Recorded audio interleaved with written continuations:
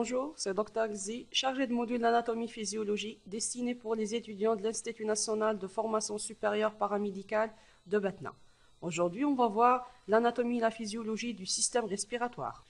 Après une petite introduction, on va voir l'anatomie des voies aériennes ainsi que du poumon, puis leur physiologie. Les voies aériennes sont un organe creux qui s'étend des orifices du visage jusqu'aux alvéoles pulmonaires, après des ramifications progressives. Le rôle de l'appareil respiratoire est de fournir l'oxygène vital à notre organisme et d'éliminer le gaz carbonique ou le dioxyde de carbone. On distingue la ventilation qui est un mécanisme par lequel l'air extérieur pénètre dans les poumons, donc inspiration, puis est rejeté, donc l'expiration. La respiration concerne les différents échanges gazeux entre l'air et l'organisme d'une part, mais également entre le sang et les cellules des différents organes. On va commencer notre étude par l'anatomie des voies aériennes. L'air pénètre dans l'organisme par le nez ou la bouche. Les fosses nasales sont recouvertes de muqueuses très vascularisées, permet de filtrer et humidifier l'air. Le pharynx est un carrefour aérodigestif qui comprend trois parties. Le nasopharynx qui regarde de l'orifice nasal, l'oropharynx en regard de l'orifice buccal, l'hypopharynx qui se prolonge en avant par le larynx et en arrière par l'œsophage. Ces parois musculaires sont contractées durant l'inspiration pour éviter sa fermeture. En avant et en bas du pharynx, on distingue l'épiglotte qui dirige l'air vers le larynx et alimente les aliments vers l'œsophage. Pendant la déglutition, elle recouvre le larynx comme un clapet. L'air y circule librement, sauf lors de la déglutition où l'on arrête de respirer. Risque de fausse route. Le larynx, c'est l'organe de la phonation. Il comprend les cordes vocales. C'est un conduit musculo-cartilagineux. Donc l'ouverture permanente est assurée par un ensemble de muscles et de ligaments ainsi que des cartilages. C'est des anneaux cartilagineux complets. La trachée est un simple conduit aérien formé d'une armature cartilagineuse de 12 cm environ qui prolonge le larynx. Ouverte et solide en forme de fer à cheval, en avant formée par des anneaux, en arrière elle est constituée par une tunique fibromusculaire, c'est le muscle trachéal, tapissé par une muqueuse avec des cils vibratiles, et qui se divise en deux branches souches. L'air continue à y être filtré, humidifié et réchauffé. Les branches qui constituent l'arbre bronchique, on distingue les branches souches qui pénètrent chacune dans l'un des deux poumons par le hile, en même temps que les artères et les veines pulmonaires. Ces branches se divisent dans les poumons en branches de plus en plus étroites. Les branches segmentaires, les branches sous-segmentaires, jusqu'à devenir des bronchioles qui aboutissent aux lobules pulmonaires. Les mêmes constitutions que la trachée, donc formée par des anneaux cartilagineux, plus le cartilage disparaît, plus en arrivant au plus petit diamètre. La muqueuse interne, elle est tapissée par des cils, du bas vers le haut, c'est un filtre bronchique. Les branches peuvent changer de diamètre. Donc en rétrécissement, c'est ce qu'on appelle la bronchoconstriction, ou en augmentation, c'est ce qu'on appelle la bronchodilatation. Protégés par les côtes, les poumons sont deux masses spongieuses rosées et élastiques. La face externe est en contact avec les côtes, la cage thoracique. Sur la face interne, on distingue le hile pulmonaire qui est lieu de passage des branches souches, des artères pulmonaires et des deux veines pulmonaires, et le médiastin qui est la cavité qui se situe entre les deux poumons, où on trouve le cœur, les gros vaisseaux, la trachée, les branches souches et l'œsophage.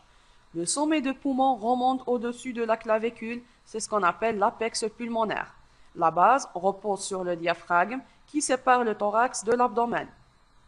Le poumon droit est formé de trois lobes, supérieur, moyen et inférieur, séparés par deux cessures, alors que le gauche, on trouve seulement deux lobes, laissant ainsi la place au cœur. Le supérieur, c'est ce qu'on appelle le culmin, et l'inférieur, c'est la lingula. Plusieurs lobules formant le lobe, plusieurs sacs alvéolaires formant un lobule. Les alvéoles sont regroupés en amas.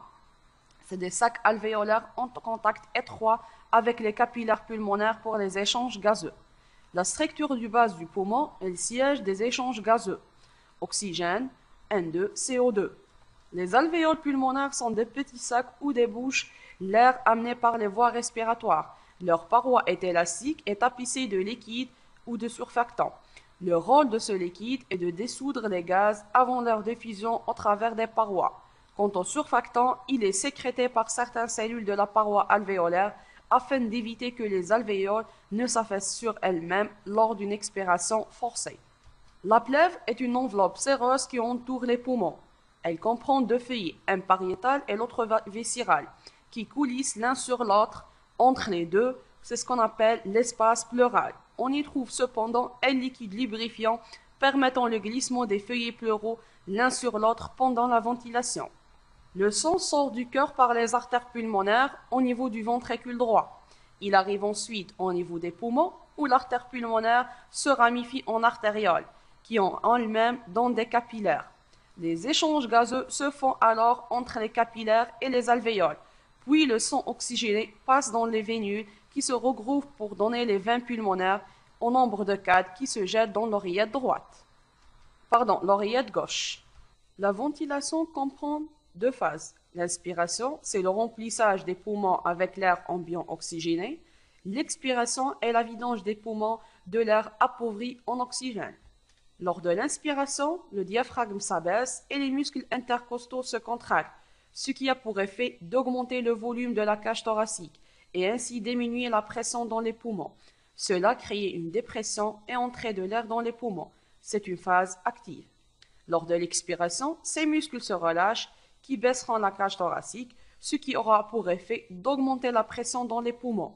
L'air sera donc chassé vers l'extérieur. C'est une phase passive. Les échanges gazeux se déroulent en deux étapes, une phase alvéolaire et une phase tessulaire, le sang jouant le rôle de transporteur de l'une à l'autre. Les échanges gazeux se font par diffusion au travers de membranes cellulaires, uniquement sous l'influence de différences de pression ou de concentration de part et d'autre de cette membrane. Les gaz vont des pressions les plus fortes vers les pressions les plus basses pour rétablir l'équilibre. Durant la phase alvéolaire, l'oxygène en plus forte concentration dans les alvéoles passe dans les capillaires afin d'oxygéner le sang. Dans le même temps, le gaz carbonique du sang passe dans les alvéoles pour être évacué lors de l'expiration. Au niveau alvéolaire, la diffusion du CO2 est beaucoup plus rapide que celle de l'oxygène. Il y a des variations physiologiques. Par exemple, lors de l'altitude, il y a une modification de la pression, il y a une adaptation sanguine. Ils ont une polyglobulée compensatoire, donc plus d'hématies qui circulent et qui captent l'oxygène, sachant qu'il y en a moins à l'extérieur. L'adaptation ventilatoire, donc une hyperventilation, car moins d'air à l'extérieur. À l'effort, une augmentation de besoin avec adaptation vasculaire, donc sur le plan local au niveau des alvéoles pulmonaires, une vasodilatation des poumons pour capter plus d'oxygène. Au fur et à mesure de son parcours dans notre corps, le sang libère les molécules d'oxygène. Elles se fixent alors sur les cellules, qui en contrepartie rejettent du CO2. La cellule qui est pauvre en oxygène devient riche en oxygène, alors que le sang qui était riche en oxygène, en arrivant se trouvant appauvri. Il est maintenant riche en CO2. C'est la réoxygénation de la cellule. Les besoins de la respiration cellulaire sont variables en fonction de l'activité métabolique. Le rôle de la régulation de la ventilation est d'adapter la ventilation pulmonaire à la demande des tissus. Cette fonction d'adaptation est assurée par les sondes respiratoires qui régulent l'accomplissement rythmique des mouvements respiratoires et modulent la ventilation en fonction des informations chimiques ou mécaniques, centrales ou périphériques qui leur sont transmises. Ce sont des centres nerveux du tronc cérébral qui assurent les mouvements respiratoires, inspiration et expiration. Ces centres contrôlent également un grand nombre de réflexes respiratoires, éternuement, toux, inspiration forte au cours de l'eau froide par exemple, ou lors d'une douleur intense, l'accélération de la respiration si le sang est riche en gaz carbonique. En conclusion, l'appareil respiratoire est un ensemble d'organes et de tissus qui participent à la respiration, c'est-à-dire aux échanges d'oxygène et de CO2 entre les cellules et le milieu extérieur. Les poumons sont reliés d'une part au milieu extérieur par un ensemble de conduits qui assurent le passage de l'air et d'autre part aux cellules par le biais de systèmes circulatoires. Chaque organe, chaque tissu de l'appareil respiratoire présente une structure particulière